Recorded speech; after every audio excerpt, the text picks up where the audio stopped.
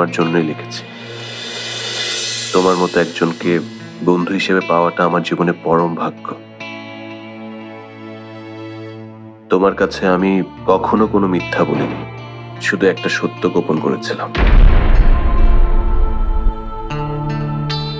আবিরকে আমি মারিনি, দলের স্বার্থেও ছোটবেলার বন্ধুকে আমি শাস্তি দিতে পারিনি।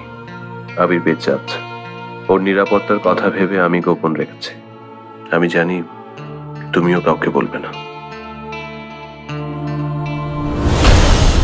তুমি তো নারায়ণগঞ্জের রুমির সাথে ছিলে।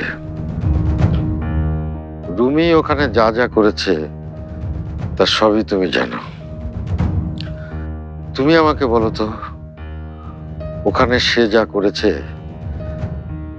তাতে কি ওকে ক্ষমা করে দেয়া যায়?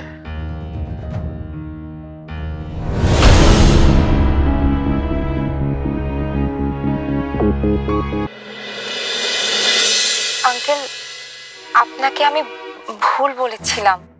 রুমি এমন কোনো অন্যায় করেনি যেটা কিনা আপনি ক্ষমা করতে পারবেন না।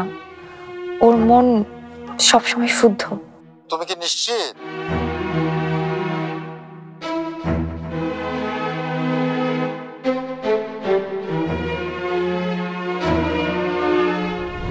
আমার মনে হয় রুমি ওদেরকে ডুবুরির পোশাক পরিয়ে মাল সহ নদীতে নামিয়ে দিয়েছে। তীরে ফেরার আগে আমি ওদের দুজনকে নামিয়ে দিয়েছি।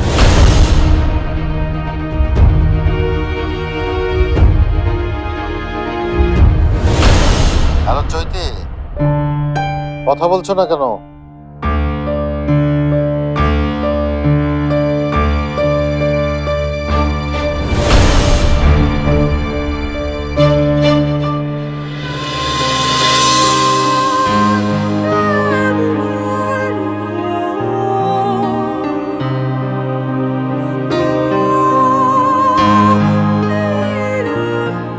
রুমি,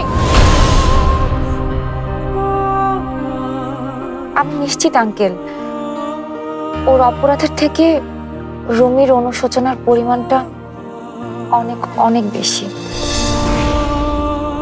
সাবধানে যেও। কি হয়েছে? কি বললো? রুমি কোথায়?